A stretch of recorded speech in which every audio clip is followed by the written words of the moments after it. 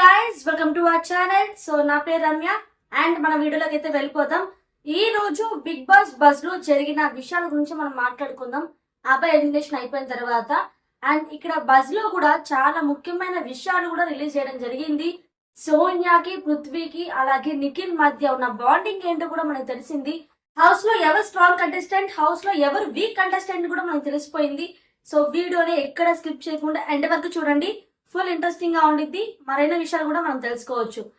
So ఇక్కడ అర్జున్ ఏమంటాడంటే, మామ నువ్వు థర్డ్ వీకే ఎంటర్ అయ్యే హౌస్ లో థర్డ్ వీకే నువ్వు బయటికి రావడం జరిగింది అని చెప్పడం జరిగింది. సో అక్కడ అబ్బాయి నవ్వుతాడు అనమాట. అండ్ ఇక్కడ నువ్వు సెల్ఫ్ నామినేషన్ చేసుకున్నావు, ఎందుకు చేసుకున్నావు అని అర్జున్ అడిగితే అబ్బాయి ఏమంటాడంటే 2 వీక్స్ నుండి నేను నామినేషన్స్ లోకి రాలేదు, సో అందుకే సెల్ఫ్ నామినేషన్ చేసుకున్నాను అని చెప్పడం జరిగింది. అండ్ అంతేకాకుండా నిఖిల్ ని పిలిచి సైడ్ కి కూడా మాట్లాడాను. ఒకవేళ నువ్వు నామినేషన్స్ లోకి వస్తే నువ్వు సేఫ్ అవుతావా, నీకు నమ్మకం ఉందారా అంటే నాకు లేదు అన్నాడు. ఇక్కడ నాకు లేదు, నేను నామినేషన్ లోకి వెళ్తే సేఫ్ అవుతానా నాకు నమ్మకం లేదు. కానీ ఇక్కడ పాయింట్ ఏంటంటే, నేను ఎందుకు సెల్ఫ్ నామినేషన్ చేసుకున్నాను అంటే, నాకు ఎంతో ఇష్టమైన మా నాన్న వాచ్ నాకు సాక్రిఫైస్ చేశాడు. హౌస్ లో ఉన్న ప్రతి కంటెస్టెంట్ కి కూడా చెప్పారు నాకు ఓటు వేయొద్దు, అబ్బాయికి ఓటు వేయండి అని. సో తను సాక్రిఫైస్ చేసినప్పుడు నేను సాక్రిఫైస్ చేయాలనిపించింది అని చెప్పడం జరిగింది. అందుకే నేను సెల్ఫ్ నామినేషన్ చేసుకున్నాను. అంత మించి అయితే ఏం లేదు. ఒకవేళ నేను ఈ రీజన్ ని కనుక నీకు ఇంట్లో అర్థమయ్యేటట్టు చెప్తే కనుక ఖచ్చితంగా తను ఒప్పుకోడు.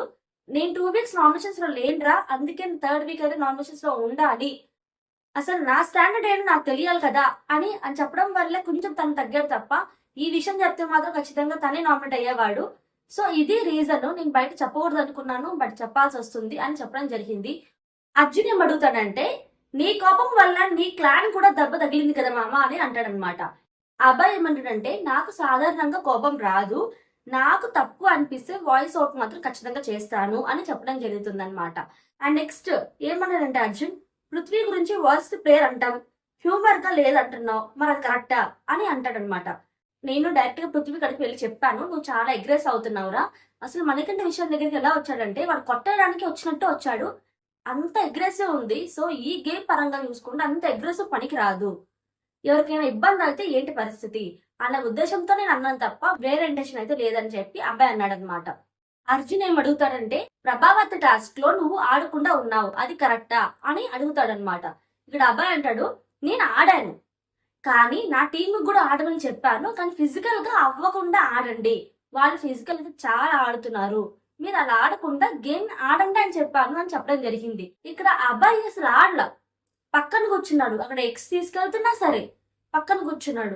ఒకవేళ తను కూడా ఆడుంటే గేమ్ ఇంకో విధంగా ఉండేది. అండ్ నెక్స్ట్ క్వశ్చన్ వచ్చి అర్జున్ ఏం అడుగుతాడంటే, ఆపోజిట్ క్లాన్ లో నిఖిల్ అలాగే పృథ్వీ స్ట్రెంత్ గా ఉన్నారు, ఇక్కడ నబిల్ నీ క్లాన్ లో చూసుకుంటే కొంచెం స్ట్రాంగ్ గా ఉన్నాడు, అతనికి కొంచెం నువ్వు బూస్టప్ ఇచ్చుంటే, నువ్వు కూడా ఆడుంటే ఇంకో విధంగా ఉండేది, నువ్వు కూడా విన్ అయ్యేవాడివి, నువ్వు పక్కన కూర్చోడం వల్లే కొంచెం క్లాన్ అనేది తగ్గిపోయింది అని చెప్పడం జరుగుతుంది అనమాట. అప్పుడు అబ్బాయి ఏమంటాడంటే, వాళ్ళు ఫిజికల్ గా ఆడుతున్నారు, మేము కూడా ఫిజికల్ గా ఆడామనుకో ఇంకేంటి ఉపయోగం, మేము ఒకటే అనుకున్నాం ఫిజికల్ గా ఆడకూడదు అని. సో నా టీం కూడా అదే చెప్పాను, ఆడాలి బట్ ఫిజికల్ గా ఆడకూడదు అని చెప్పాను అని అబ్బాయి అంటాడు అనమాట. అప్పుడు అర్జున్ ఏమంటాడంటే, మీ టీం సెలెక్ట్ చేసుకునేటప్పుడు నాకు సెలెక్ట్ చెప్పొచ్చు కదా నువ్వు మరి అని చెప్తాడనమాట. అప్పుడు అబ్బాయి అంటాడు, ఆల్రెడీ చెప్పడానికి అక్కడ ఫిజికల్ టాస్క్లే వస్తాయని నాకు తెలియదు కదా అని చెప్తాడనమాట. అర్జున్ ఏం అడుగుతారంటే, బెలూన్ టాస్క్ లో ఇక్కడ సోనియా అది సంచాలక తప్పు లేదు, బిగ్ బాస్ దే తప్పు అని ఎలా చెప్పగలిగావు అంటాడు.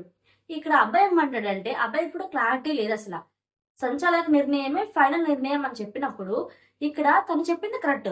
బిగ్ బాస్ పెడతాడు, టాస్క్లు పెడతాడు, చేస్తాడు, మీరు ఆడాలి మీరు చేయాలి.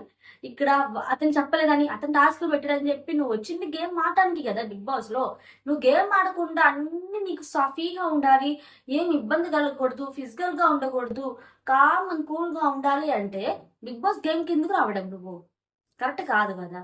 సో బిగ్ బాస్ లో అన్ని టాస్క్లు ఉంటాయి, అన్ని ఫిజికల్స్ ఉంటాయి. సో ఇక్కడ కూడా నువ్వు విన్నర్ అవ్వాలి అనుకుంటే బిగ్ బాస్ హౌస్ లో నువ్వన్నీ కూడా నువ్వు ఫేస్ చేయాలి, నువ్వు నేర్చుకుంటావు కూడా కొన్ని చాలా బిగ్ బాస్ హౌస్ లో. అర్జున్ అడుగుతాడు, ఇది మనకు అసలైన పాయింట్ ఏంటంటే, సోనియా పృథ్వీ నిఖిల్ మధ్య ఉన్న బాండింగ్ ఏంటి, నీకు సోనియా జెన్యూన్ గా అనిపిస్తుందా ఫేక్ గా అనిపిస్తుందా అని అబ్బాయిని అడిగితే 30% జెన్యూన్ గా ఉంది, 70% ఫేక్ గా ఉంది సోనియా అని చెప్పడం జరుగుతుంది. అర్జున్ ఏం అడుగుతాడంటే, వారిద్దరిని ఇన్ఫ్లుయెన్స్ చేస్తుందా అని అడుగుతాడనమాట.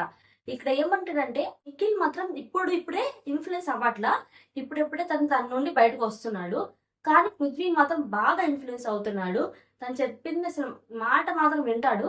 ఖచ్చితంగా అయితే పృథ్వీ ఇన్ఫ్లుయెన్స్ అవుతున్నాడు కానీ బట్ ఇప్పుడు నాతో మాట్లాడిన ప్రకారం నిఖిల్ మాత్రం తన నుండి అయితే బయటికి రావడం జరుగుతుంది. నిఖిల్ అయితే ఇన్ఫ్లుయెన్స్ అయితే ఇప్పుడు అవ్వట్లేదు, ముందయ్యాడు అని చెప్తారనమాట. బస్ టాస్క్ లో సోనియా గురించి ఏం చెప్తారంటే తను ఏదైతే అనుకుందో అదే కరెక్ట్ అనుకుంటుంది, ఆర్గ్యుమెంట్ చేసిద్ది, ఎదుటి వాడు చెప్పింది అస్సలు వినదు అని చెప్తారనమాట. అండ్ సీత గురించి చూసుకుంటే సీత ఫుల్ ఎమోషనల్ అవుతుంది.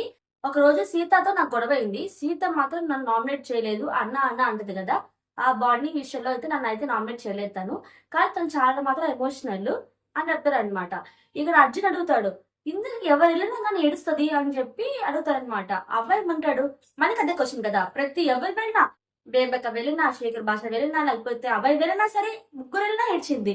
అప్పుడు సీత అడిగిందంట, నేను కూడా ఒకవేళ వెళ్ళిపోతే నేను కూడా ఏడవాల్సి వస్తుంది, నాకు వాళ్ళు వెళ్ళిపోయిన ప్రతిసారి నేను వెళ్ళిపోయినట్టు అనిపిస్తుంది అని చెప్పిందంట. అది నాకు అర్థం కాలేదు తనేం చెప్పిందో అని అబ్బాయి అంటాడు. అండ్ నెక్స్ట్ వచ్చి నబిల్ గురించి ఏం మాట్లాడతాడంటే తను ఆడే విధానం చాలా బాగుంది, ఇలాగే ఆడితే నబిల్ మాత్రం ఖచ్చితంగా విన్నర్ అవుతాడని చెప్పడం జరిగింది. అండ్ నెక్స్ట్ విష్ణుప్రియ హౌస్ లో ఉంది కానీ తను వీకెస్ట్ కంటెస్టెంట్ హౌస్ మొత్తంలో అని చెప్తాడు.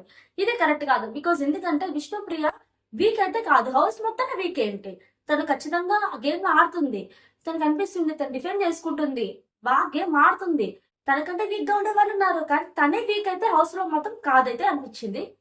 ఇక్కడ అబ్బాయి మాత్రం తప్పు చెప్పడైతే అనిపించింది, కానీ తనకైతే ఏదనిపించిందో అదైతే చెప్పాడు, జెన్యున్ గా చెప్పాడు కూడా అనిపించింది. అండ్ నెక్స్ట్ వచ్చి యష్మి. ఇక్కడ యష్మి మాత్రం ఏది ఉంటే అది చెప్పేసిద్ది, వీడు ఫీల్ అవుతున్నాడా ఆమె ఫీల్ అవుతుందా అస్సలే ఉండదు తన థాట్. గేమ్ పరంగా కూడా ఒక సైకోలా బిహేవ్ చేసింది, నాకు అర్థం కాదు అసలు ఏం చేస్తుందో కూడా, కానీ గేమ్ పరంగా వస్తే మాత్రం సూపర్ గా ఆడుతుంది. ఇప్పుడైతే చాలా ఆడుతుంది. చీఫ్ గా ఉన్నప్పుడు మాత్రం అసలు సైకో అనిపించింది నాకైతే, తను చెప్పింది కరెక్ట్ అనుకుంటుంది అలా ఆడుతుంది. బట్ కంటెస్టెంట్ గా అయితే తను చాలా బాగుంది గేమ్ పరంగా, కానీ ఇప్పుడు చాలా ఇంప్రూవ్ అయింది. అండ్ నిఖిల్ ఏంటంటే చిన్న విషయానికి కూడా తను చాలా ఎమోషనల్ అయిపోతాడు, అది తగ్గించుకుంటే కనుక చాలా బాగుండేది. నిఖిల్ నాకు కలిసి కొన్ని రోజులు అయినా కానీ బిగ్ బాస్ లో, కానీ చాలా రోజుల నుండి బాండింగ్ ఉన్నట్టయితే నాకు అనిపించింది అని చెప్పడం జరిగింది. పృథ్వీ విషయానికి వస్తే మాత్రం ఎవరైతే తను నామినేట్ చేస్తాడో వాళ్ళని పోయి తిరిగి నామినేట్ చేస్తాడు. అగ్రెసివ్ అయితే చాలా ఉంది తనకి, అది తగ్గించుకొని గేమ్ మీద ఫోకస్ చేస్తే తను ముందుకు వెళ్తాడు. అండ్ నెక్స్ట్ వచ్చి మణికంఠ అసలు నాకు అర్థం కాని విషయం ఏంటంటే సెకండ్ లో చేంజ్ అయిపోతాడు, సెకండ్స్ లో హ్యాపీగా ఉంటాడు, సెకండ్ లో సాడ్గా ఉంటాడు, ఒకసారి కోప పడతాడు, ఏం చేస్తాడో అర్థం కాదు, మీరే చంద్రముఖి అని చెప్పి చెప్తాడనమాట. ఆడియన్స్ అయితే ఇలా అనుకుంటున్నారు, చంద్రముఖి కాదు అపరిచితుడు అయితే అనుకుంటున్నాడని అర్జున్ చెప్తాడు. And next Nainika first 2 days లో చాలా బాగుంది, కానీ ఆ తర్వాత అసలు లేదు. ఫస్ట్ 2 days లో ఉన్నంత విధంగా ఇప్పుడైతే ప్రస్తుతానికి అయితే లేదని నైనిక గురించి చెప్తాడు. అండ్ ఇక్కడ విషయం చూసుకుంటే ఇక్కడ ఓం గురించి మాట్లాడుకుంటే ఓం గారు చాలా బాగుంటారు, కానీ తనకి నమ్మకం లేదు, నేను నెక్స్ట్ వీక్ వెళ్ళిపోతాను, ఆ వీక్ వెళ్ళిపోతాను అని తను ఫిక్స్ అయిపోతాడు. తనకి కోపం ఉంది, అగ్రెషన్ ఉంది, కానీ బయట పెట్టట్లా, అది బయట పెడితే చాలా బాగుండిద్ది ఓం గారు అని చెప్పడం జరుగుతుంది. అండ్ ప్రేరణ విషయానికి వస్తే ప్రేరణ ఎమోషనల్ అయినా కానీ గేమ్ పరంగా చాలా స్పీడ్గా వెళ్తుంది, చాలా బలం ఉంది అమ్మాయికి.